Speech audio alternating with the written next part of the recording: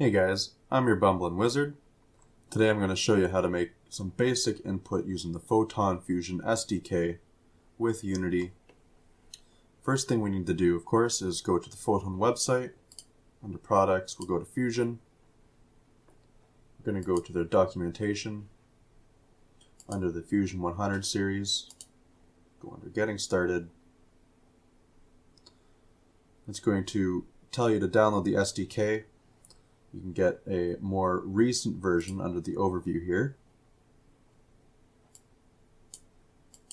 Okay, so we're going to download that. Once we have that saved to our system, we'll continue with our getting started.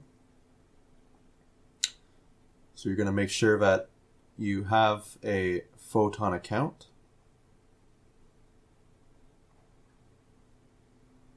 We'll create our project. I created a 2D URP sample project. We're going to use this as the base of our tutorial here.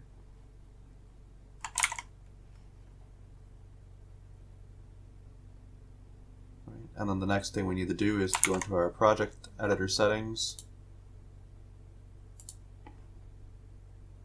Project editor. Set this to force text.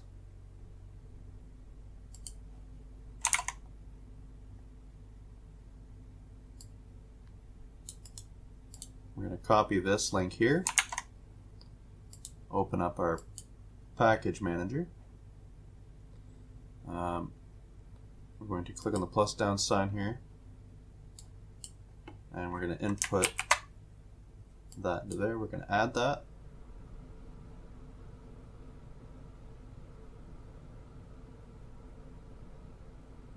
While that's adding, we'll continue looking through here. Okay. Now that we've done this, it says that we're good to import our Fusion SDK.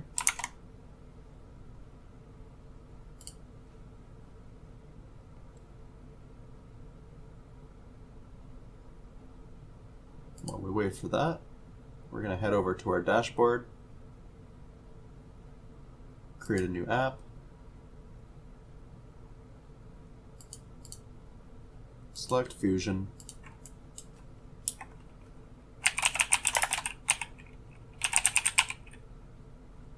name it,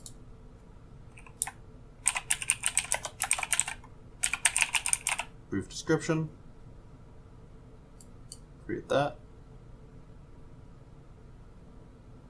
We're going to then copy our app ID.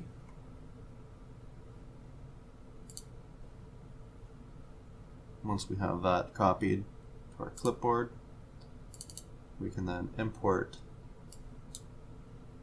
Fusion.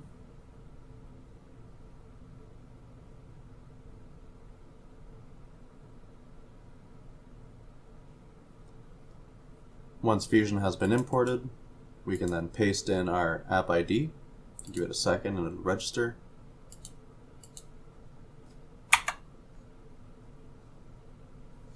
Okay, and I found that it registered after I pressed the Enter key.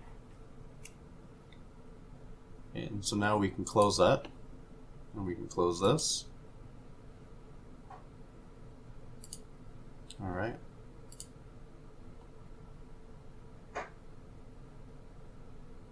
Clear those out. All right, so the first thing that we're going to do is we're going to create an empty. We're going to call this network runner. The network runner is essentially the object that contains all of our server information.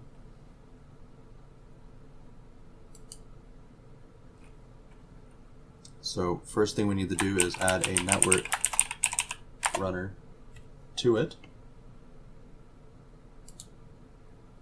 And then we're going to create a script. You can call it whatever you want. I'm going to call mine the main network runner.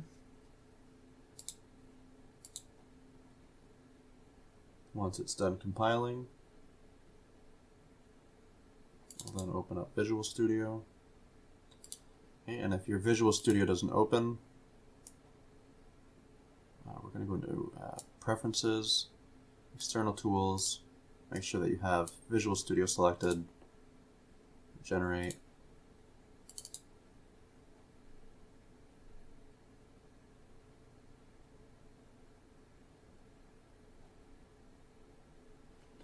Alright, and then once we're in here, we're going to include some namespaces here at the top to get ourselves started. We're going to be using Fusion. We'll be using Fusion.Sockets. We're also going to be using the Unity Engine Scene Manager, Management, sorry. And we're going to be using System Threading Tasks.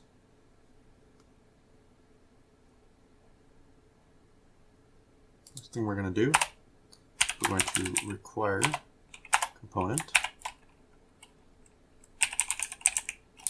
which is going to be the type of network runner. This isn't essential, but it just means that we can't accidentally delete it, and if you forgot to include it, it'll put it there for you.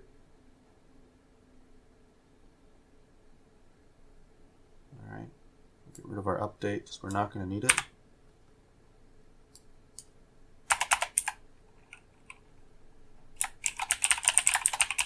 I'm going to define a network runner, and we're going to call it network runner.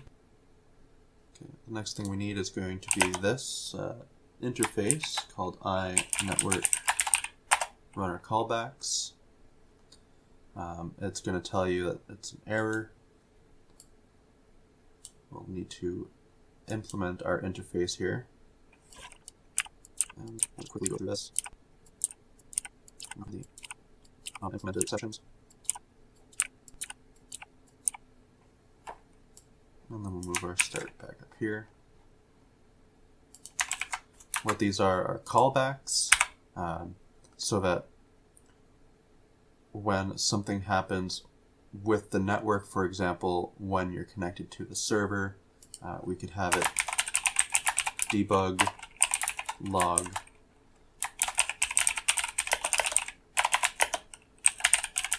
connected to a server.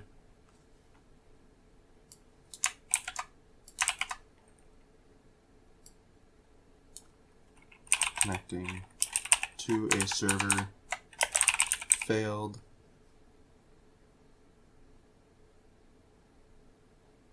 So on and so forth.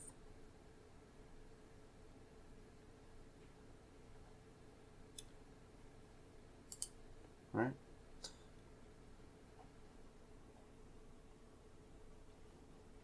So next thing we're going to do, we're going to add the wake method, and in here we're going to say that the network runner is equal to get component network runner. So now we have access to our network runner, and we're going to create a method to initialize it. We'll do it under the start method.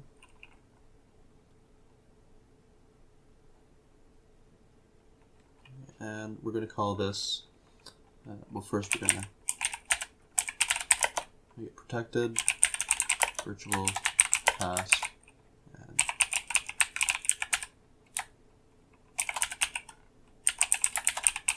we're going to initialize network runner.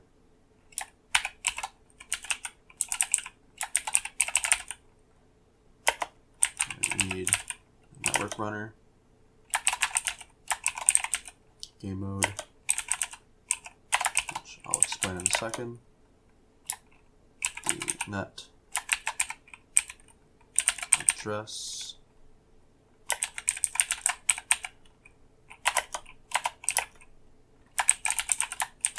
scene reference, and an action.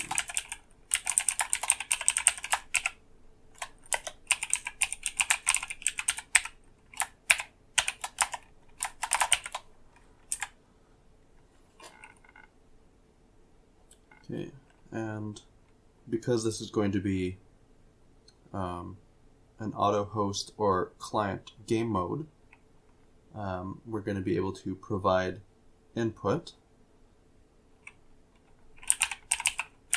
to our server so that it can use its prediction to help smooth out our game object movement.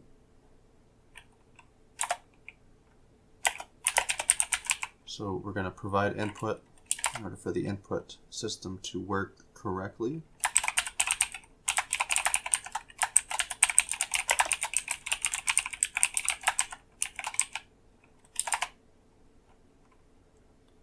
And we're going to return start game.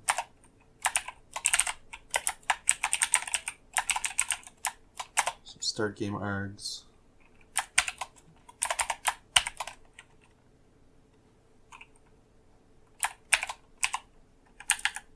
We'll wrap that up before we start adding stuff to it. Okay, and so we're going to set our game mode to game mode. Our address equals address. Scene equals scene. Session name equals session name. Initialized equals initialized. And scene manager equals game object. Oops. Dot add component. We're going to add a network.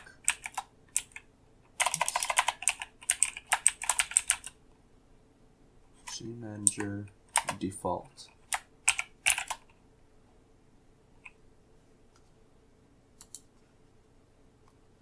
What we're doing is launching a server here.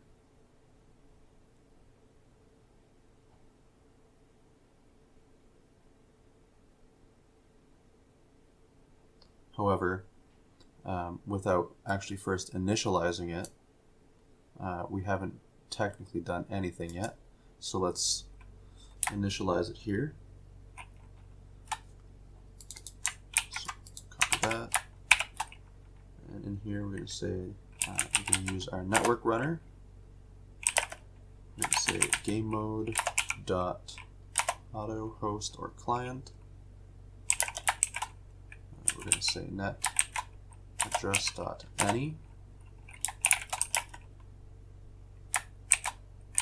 Scene manager dot get active scene dot build index and null. Alright, so the first thing that's going to happen when we start up our game, or when we press play, the start method, well, the awake, will call the network runner, or get our network runner. Then it's going to call this method here, where it will pass in our arguments and start up a server.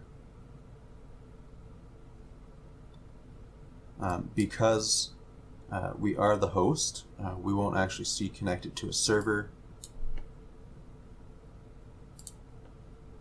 But if you were to build, run the build, and then press play inside of Unity to join to that build, as you'll see later, that's when we're going to see our connected to a server.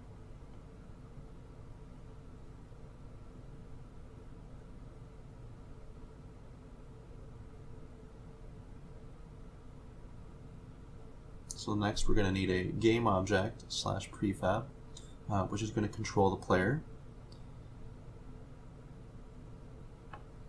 So we're going to go back to, we're going to save, go back to Unity here.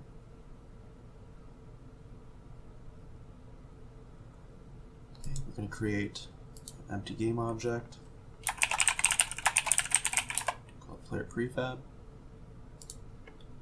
We're going to add a 2D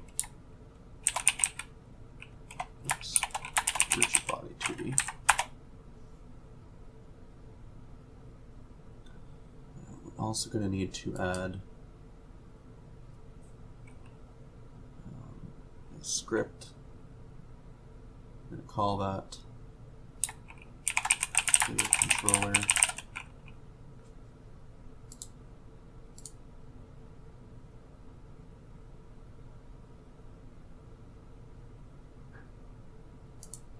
We're going to need to add a network rigid body 2D. Need an network object attached to it.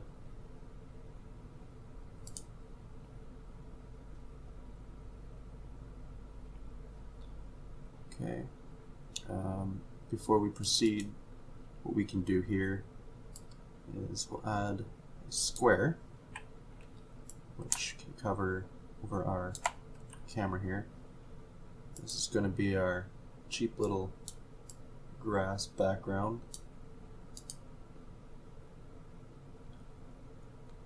We can rename this to floor, ground, whatever. And then in here, we're going to need to add another sprite, make whatever shape you'd like. This is going to be our player graphic. And we're going to drag that into our interpolation target. We also don't want any gravity being applied to that at the moment.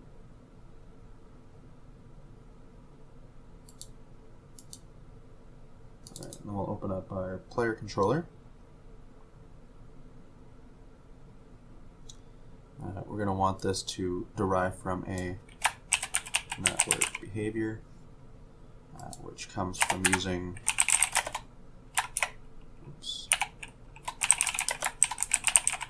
Fusion. We're not going to need the update method.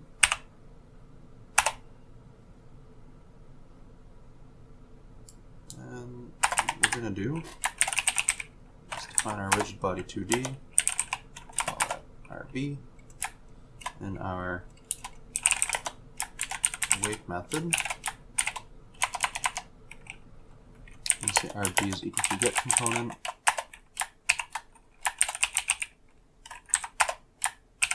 Rigid body 2D. Alright, before we go any further with this, suppose we can remove that for now.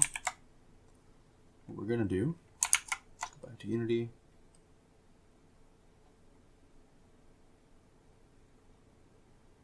And we're going to create a new script. We're going to call it player input handler.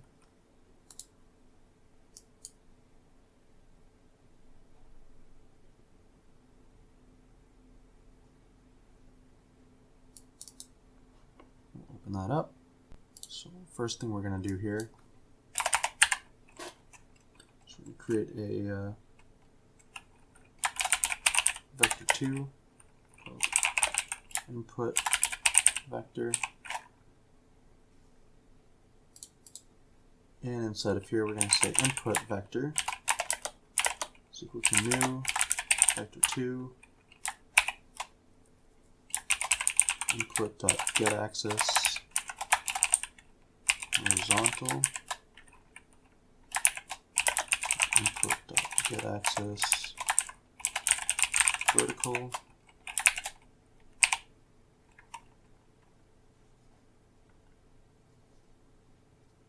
and then don't believe we'll need this up here. Okay, so now to pass it to the network, we're going to need a struct that holds all input. So we're going to create a public struct. We're going to call it network input data from iNetwork input, which is going to need Fusion.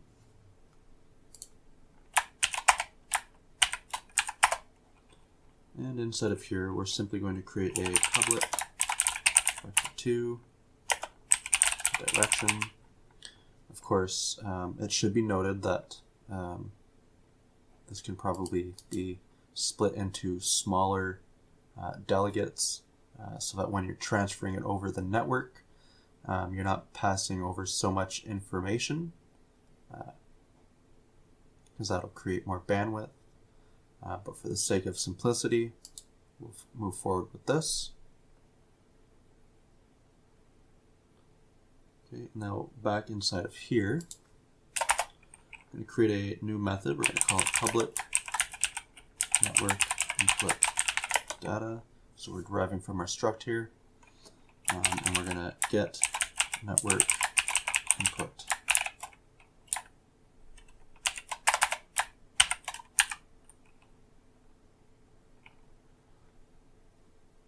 And we're going to say network input data,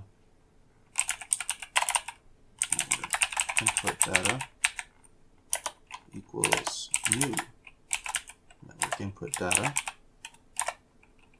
and then we're going to say network input data dot direction. So we're getting reference to this here. It's going to be equal to our input vector, which we've defined here. So basically we're just storing this inside of here so that when we return our network input data, it'll be used later on, which we're going to get to in just a moment. So the next thing we're going to do is we're going to create a script called network player. So save that. Back to Unity.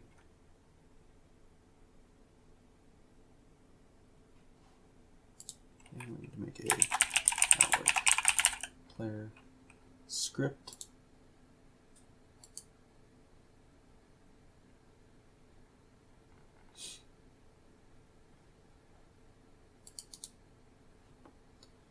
Right, and then inside of here,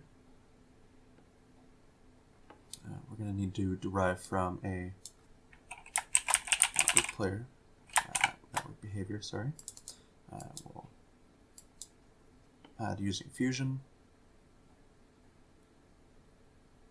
Okay, and we're going to also add an interface called iPlayerLeft.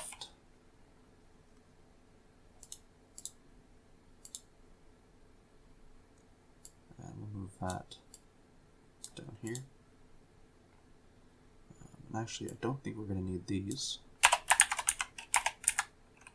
So void spawn. Actually, it should be a public override void spawn. There we go. Okay.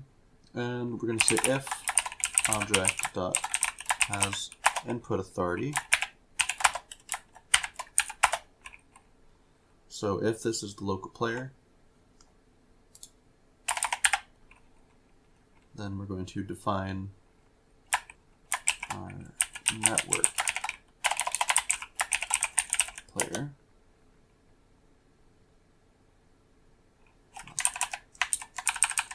Network player. Local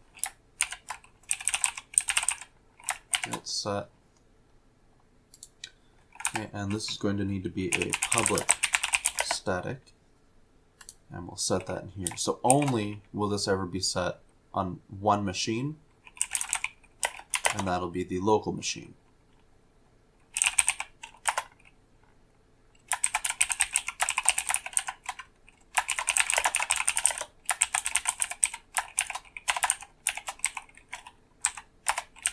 Otherwise,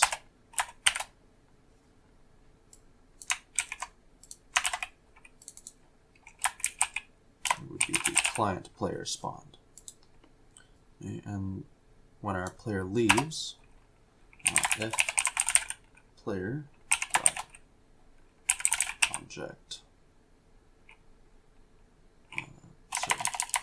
player equals object input authority. So again, input authority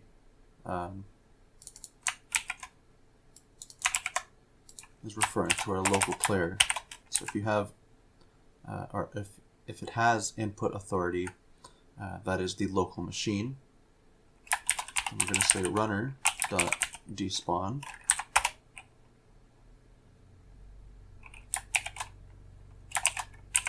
object.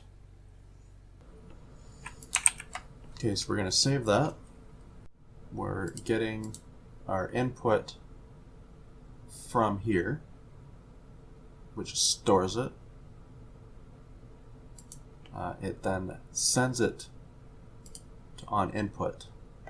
What we're going to do here is we're going to say if network player.local doesn't equal null. So as long as we have a local player, we can get from our input handler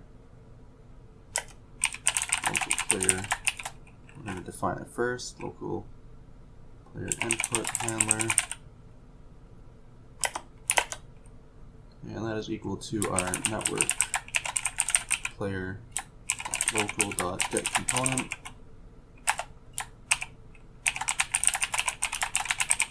player input handler. Alright, and if our local player input handler doesn't equal null, so as long as we have an input handler, which if done correctly we should, we're going to say input dot set local player input handler dot get network input. Alright, so what we're doing is we're just calling back to this script here. We're calling this function, which grabs our input vector, which is in a constant update, and then we return it back. And we're using our callback here to set the input. So that this way, when we go to our player controller, we can then say public override void fixed update network, which is a Fusion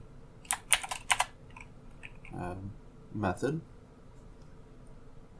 It's essentially the same thing as a fixed update, but for the network. And we're going to say if get input, which is it's a method created by Fusion to allow us to get the input sent over here. Out network input data, called data. Oops. Network.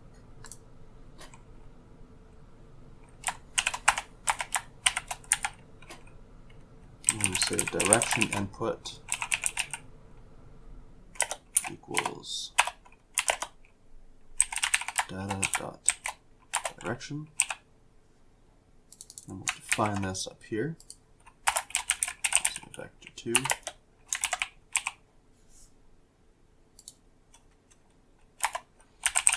Otherwise, if we're not getting input, then it should be equal to vector 2.0. And then we can say that our rigid body velocity equals direction input times speed.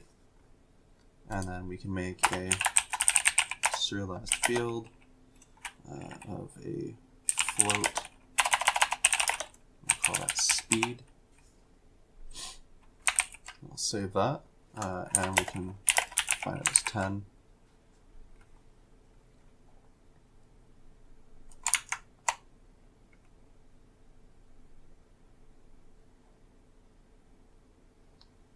Okay, so now we need to drag this in here.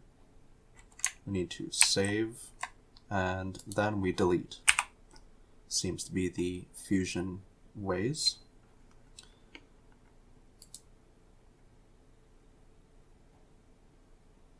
Inside of our network runner,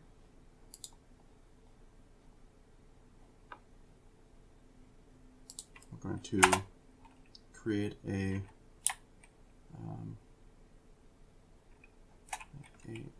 network player. We're going to call this the player prefab. We're going to make it a public player prefab. And we're going to look for our on player joined callback.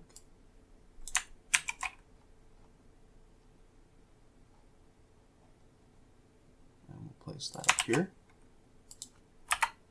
Inside here, we're going to say if runner.is server. When a player has joined.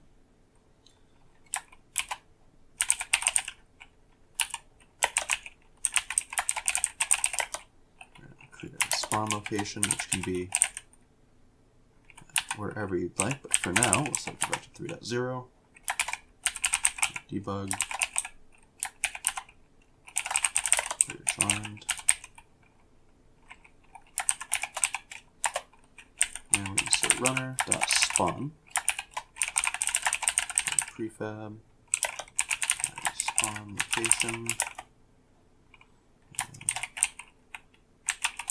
returning.identity for location, and player.player ID.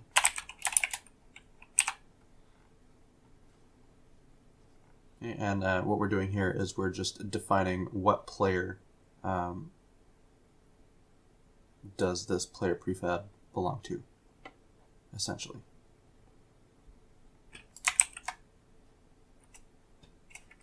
Okay, and so now if we go back to Unity once more time,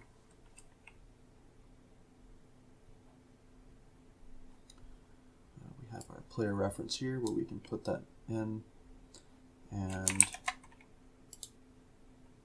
we hit play,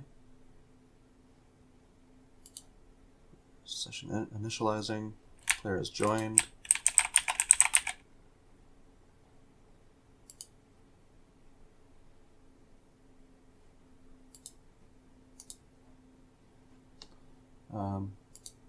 And if it doesn't move, that's because it probably didn't have any speed.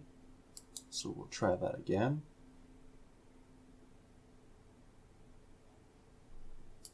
Initializing. There we go. So now our player moves.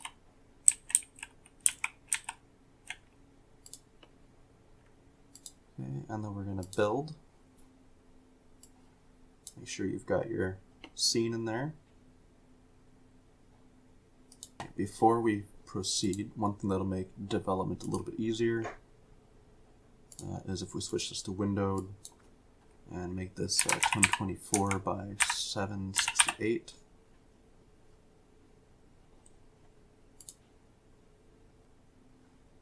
What I like to do is inside of here make a builds folder. Inside we're going to make another new folder and January 24th. That's 23, and we're going to select that folder.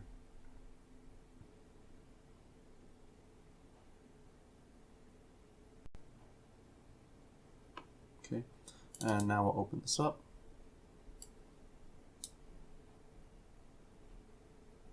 There's our first player, and if we hit play, make this a little bit smaller here. There's our second player that just joined. Get that out of the way. Get this out of the way. And there we have it.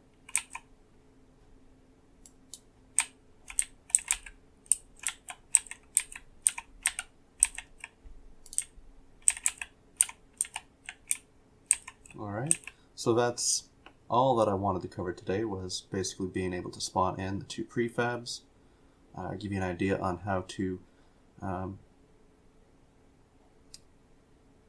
how the Fusion system works, how to start up a server, have an understanding of how the input is sent across the network. If you did find this to be helpful, make sure you leave a like and subscribe. I'm the Bumbling Wizard, and happy coding, guys.